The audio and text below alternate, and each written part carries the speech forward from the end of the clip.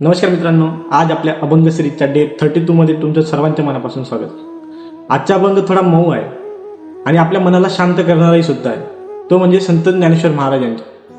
संत ज्ञानेश्वर महाराज म्हणतात, विठ्ठल यात्री जाते ओ माये, त्याचे मी धरीन पाय.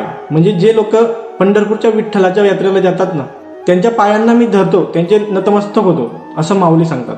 का तर म्हणजे काही लोक खूप दुरून चालून आलेले असतात, म्हणजे त्यांच्या देह तर थकतो पण त्यांचे मन मात्र कधीच थकत नाही. मग पुढे माऊली म्हणतात, विठोबा माझे माहेर, भेटेन बुद्धी परिकर. म्हणजे काय, माऊली म्हणतात की विठोबा हे माझं माहेर आहे. आणि माहेर म्हणजे काय की जिथे आपल्याला काही सिद्ध करावं लागत नाही, तिथे फक्त आपलेपणा असतो. माऊली म्हणतात की मी तिथे फक्त शरीराने नाही तर पूर्ण मनाने जाईल, बुद्धी भावना सगळं घेऊन जाईल. आणि माऊली शेवटच्या वेळी खूप सुंदर अशी गोष्ट सांगतात, रखुमादेवीवरी विठ्ठले, मन ठेवूनी राही निधाले.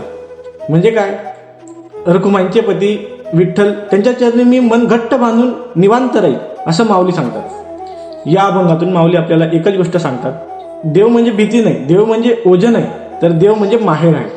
म्हणजे जिथे मन विसावू शकतं आणि जिथे आपल्याला प्रश्न विचारावे लागत नाही, ते म्हणजे माहेर. तर मित्रांनो, पुढच्या अभंगात पुन्हा भेटूया. रामकृष्ण हरी.